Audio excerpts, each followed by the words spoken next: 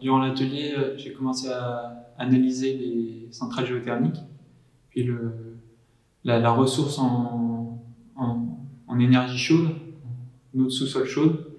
Et avec cette analyse, désormais, je cherche à savoir si ces caractéristiques de sol chaud peuvent aider à développer les semis d'arbres, savoir si ça peut résister plus facilement au gel avec ce caractère chaud du sol.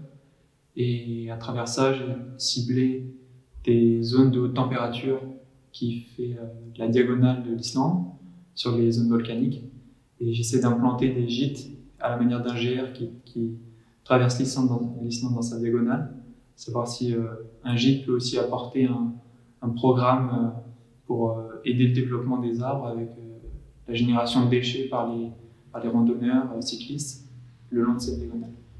Donc en faisant nos recherches sur l'Islande, on s'est rendu compte que c'est un pays assez hostile, notamment dû à son climat assez extrême et en particulier ses vents qui sont très forts dû à son insularité et à sa proximité avec les pôles nord. Et donc c'est des vents qui sont très forts et qui dépendent aussi de la topographie, qui sont des vents très forts globalement, mais aussi en localité. Et en s'intéressant à ces vents, on s'est demandé quels sont les paysages, les traces que laisse le vent dans le paysage. Et du coup, on s'est demandé, la problématique qui est la suivante, c'est que comment les phénomènes éoliens fabriquent-ils des paysages habités? Et donc, notre première hypothèse et trace, on va dire, dans le paysage du vent, c'était les dunes. Et la formation des dunes par une sédimentation qui est due au fait que la végétation vient fixer et vient filtrer le vent, fait ralentir ces sédiments qui voyagent avec le vent pour s'accumuler à un endroit fixe. Et donc on s'inspire de ce phénomène de sédimentation dans le projet qu'on va développer pour à la fois protéger la végétation, protéger les sols en les fixant et aussi protéger les humains en créant des espaces avec moins de vent ou un vent qui est plus filtré. Et du coup, on aimerait, l'idée du projet serait de faire une architecture qui participe à ce paysage tout en le protégeant. Je commence par ce que je veux. Ouais. Ok, je mets un prise. Ok. Alors, moi, pour ce projet en Islande, j'ai décidé d'aborder la question de l'eau.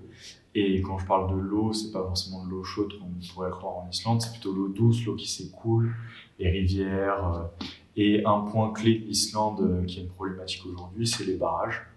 Donc, j'ai décidé d'aborder tout simplement alors certes le côté écologique de ces barrages, qu'est-ce qu'on en fait, est-ce que c'est quelque chose de bien, est-ce que c'est quelque chose de pas bien. Je pense qu'il y a beaucoup de gens qui penseront que c'est quelque chose de pas bien et c'est un petit peu le cas. Mais aussi, aujourd'hui c'est là, est-ce qu'on les conserve, est-ce qu'on les conserve pas, est-ce que ça peut être utile pour l'Islande.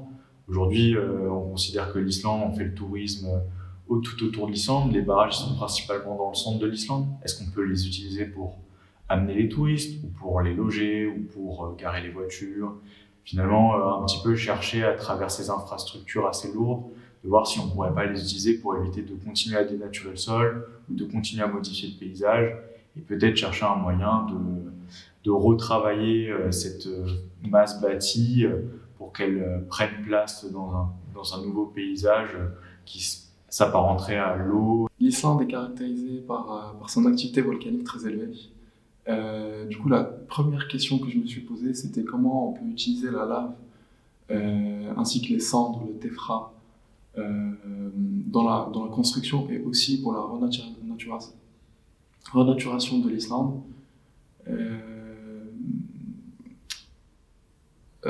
Et justement avec la question de la poudrone qui est locale et qui est prête à l'utilisation. Du coup, mon projet se base sur un site d'extraction en essayant de scénariser un peu le processus d'extraction de cette matière et pour au final montrer des différentes utilisations de ce matériau même sous forme de pavillon ouvert aux touristes ou à tout le monde. J'ai aussi extrapolé l'idée de jeu de plein de vide de ma référence architecturale qui est la Weekend House de Ryo Nishizawa. Et je me suis inspiré de ce principe même, ainsi qui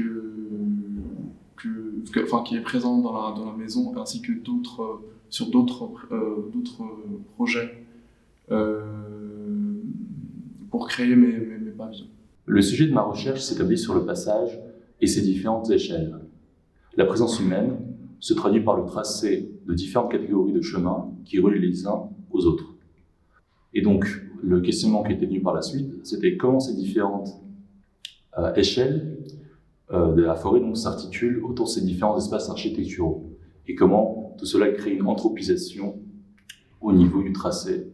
Moi, ce qui m'a le plus intriguée, déjà, c'est le titre de notre projet, donc l'appel de la forêt. Et quand on parle de l'Islande, c'est plutôt l'écho de la forêt, vu que l'Islande n'a pratiquement pas de forêt. Et du coup, toutes mes recherches étaient basées sur ça. Donc, la définition de la forêt, qu'est-ce que peut incarner, etc. Et j'ai trouvé qu'il y avait énormément de projets de reboisement en Islande. Et une fois arrivé là-bas, on avait assisté à une conférence d'une anthropologue qui nous parlait justement de toutes ces actions-là. Et j'avais vraiment du mal à comprendre pourquoi ils se donnaient autant de mal pour essayer de revenir vers le passé, là où ils avaient encore les forêts. Et pourquoi ne pas justement accepter leur nouvelle identité qui est une île sans forêt. Et donc je me suis dit, quoique, on ne peut pas dire sans forêt vu qu'ils en ont quelques-unes, mais ce n'est pas une question de nombre ou de superficie, c'est vraiment une question de caractéristiques. Parce que quand on étudie les forêts hors Islande, c'est des forêts qui sont très vastes, qui sont très denses, et du coup elles procurent une certaine sensation d'abri.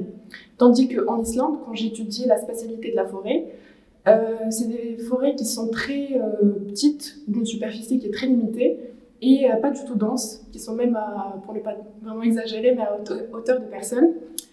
Et donc je me suis dit que c'est pour ça peut-être qu'on dit qu'il n'y a pas de forêt, c'est parce qu'elles ne répondent pas à la caractéristique majeure qui est l'abri. Donc là, je m'intéresse sincèrement à créer une sorte de refuge qui sera une métaphore de la forêt, donc pour rajouter cette caractéristique qui manque aux forêts islandaises. Lors de la phase de recherche, je me suis concentrée sur la relation entre l'agriculture et la forêt, puisque j'avais remarqué qu'il y avait une assez forte relation et que plusieurs forêts en fait étaient nées de l'agriculture, d'un désir de protéger les sols, d'éviter l'érosion et de se protéger du vent aussi. Donc lors du voyage, c'est un peu ça que j'ai observé finalement, comment ça se traduit dans le paysage. Donc on remarquait un peu des lignes d'arbres qui servaient un peu de barrière. On remarquait que certaines fermes étaient comme enrobées de végétal pour se protéger. Et j'ai pu visiter une forêt qui est née vraiment du désir de fermier de stopper l'érosion et en même temps d'enrichir le sol.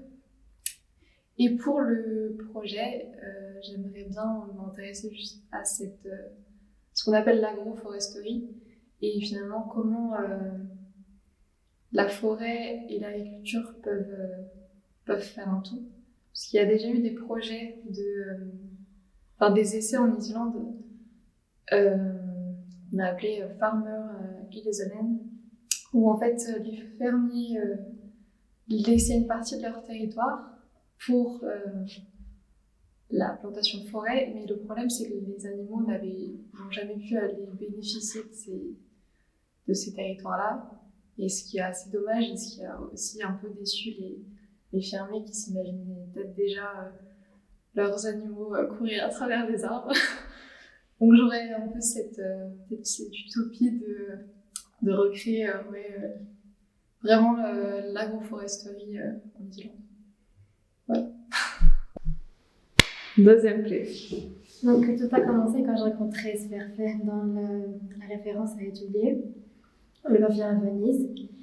Et bien, qu'est-ce qu'il a fait dans cet pavillon? Il a dit qu'il va apporter la lumière scandinave vers Venise, cette lumière sans ombre. Et quand j'ai fait des recherches, j'ai trouvé que Sverfer a fait un voyage au Maroc Pendant 1 an, il a fait des dessins, il a essayé de comprendre le Maroc à travers des croquis, etc. Et donc j'ai voulu faire la même chose, d'aller en Islande, sans avoir un préalablement établi, sans savoir rien sur l'Islande, et aller et commencer à dessiner et comprendre des choses. Ce que j'ai fait, j'ai pris mes 3 carnets, volume 1, volume 2, volume 3, et j'ai commencé à dessiner en Islande, et j'avais toujours la question de qu'est-ce que c'est le vernaculaire islandais. En comparant avec mon voyage au Maroc, parce que j'ai aussi voyagé au Maroc après l'Islande, j'ai aussi fait des dessins au Maroc, et en comparant entre les deux, j'ai eu cette idée que ce qui caractérise les maisons islandaises, c'est cette acceptance ce qu'ils ont du fait qu'ils vont disparaître un jour, parce qu'il y a des volcans intempéries, le vent, etc., etc. Et bien, la manière avec laquelle ils sont en train de construire une maison, c'est une manière qui est très très spéciale de l'Islande, qui accepte le fait qu'elle va disparaître un jour, qu'elle va pas toujours être là. Si une maison islandaise, elle dit, si une maison marocaine dit, je m'impose dans mon sol, je veux toujours être là. Une maison islandaise, elle dit, oui, je suis là, mais un jour, je vais pas être là peut-être. Elle n'est pas éternelle, elle ne veut pas être éternelle. Et en parallèle avec ça, je suis en train de penser au pli de Deleuze, son concept du pli, et d'essayer de faire un lien de ça avec les turf house, les plis de turf house. Je ne sais pas où ça va me mener, mais je fais des recherches et on va voir. On va voir au rendu qu'est-ce que je vais faire. Première prise. Alors, mon problématique concernant l'Islande, c'est comment le levage marin et terrestre est devenu un moteur de développement urbain. Plus précisément, dans l'Islande, on voit qu'il y a surtout 2 types d'urbanisme. Il y a soit le turf houses, qui sont des fermes qui ont quand même une dimension urbanistique, et après il y a énormément de villages de pêche. Et du coup, ça fait un pays où la recherche des ressources est vraiment devenue quelque chose qui a énormément affecté l'urbanisme, et c'est très visible. Et donc, mon projet répond à la question de cette turf house, cette architecture vernaculaire, comment est-ce que ça peut devenir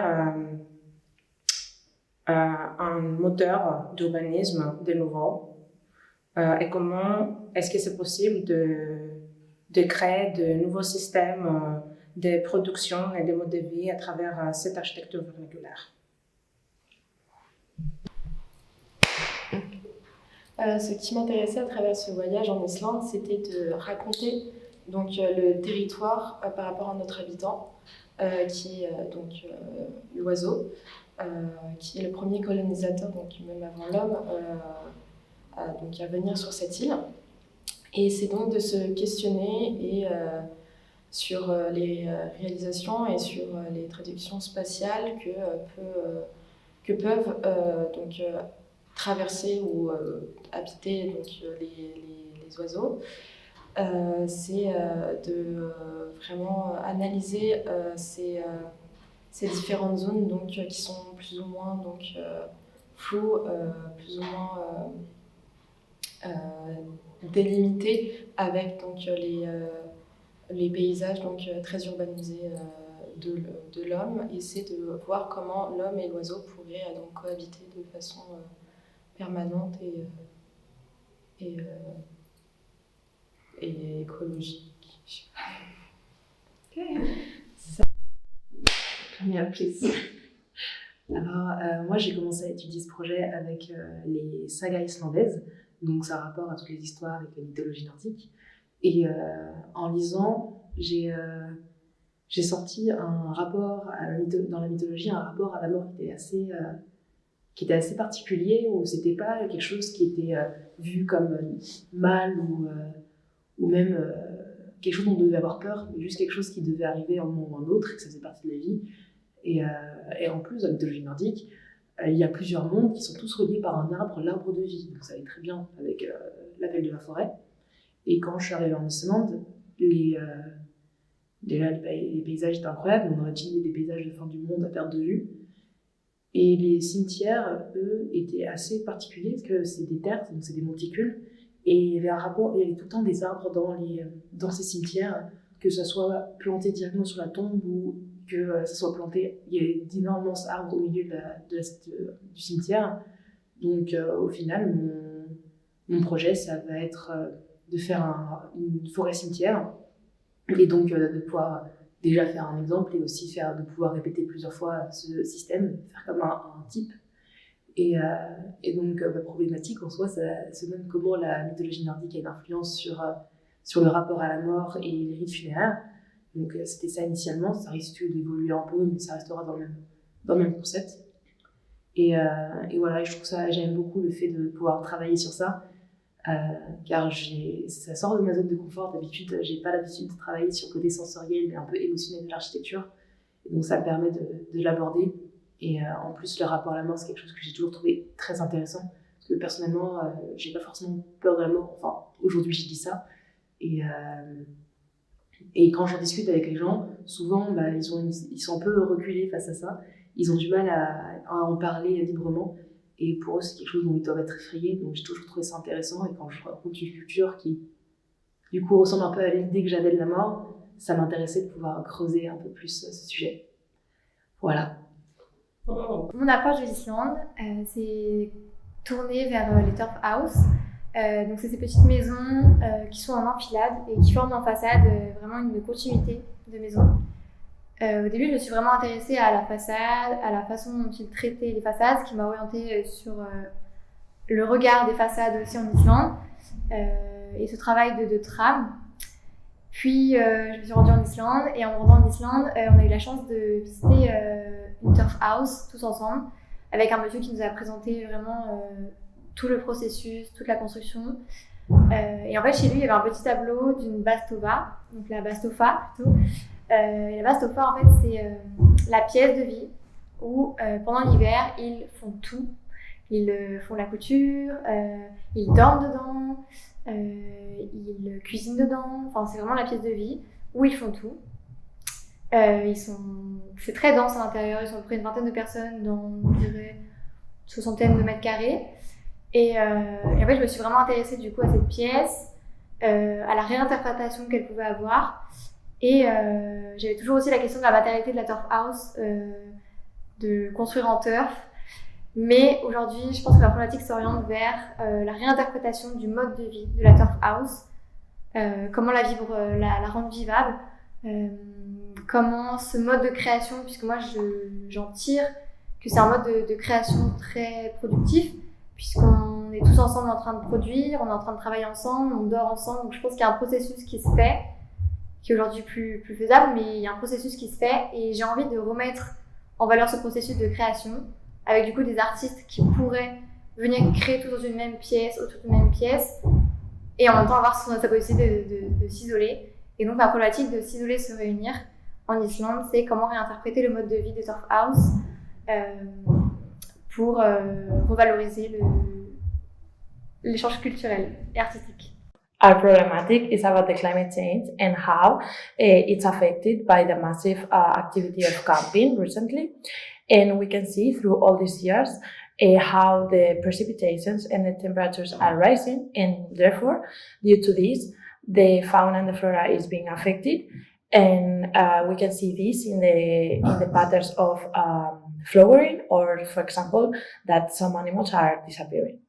So the thing about our problematic, it's very important, is about the campings, because in the recent year, tourism has increased a lot, with that campings. And really, people and tourism has a big impact on campings, because normally people also move for cars, and it has a lot of emissions, and it's really important that in the climate change. And also in campings, normally they are just nature extensions. So tourism go to these places to, just live these days, and they really affect the fauna, the flora, and all these things. And also the thing that the camping is increasing, it means more damage to the nature. So we decided to do a project that changed the way that people goes in Iceland, like camping, changing the way that they sleep, and doing a project where they can just not make the climate change like being affected that much.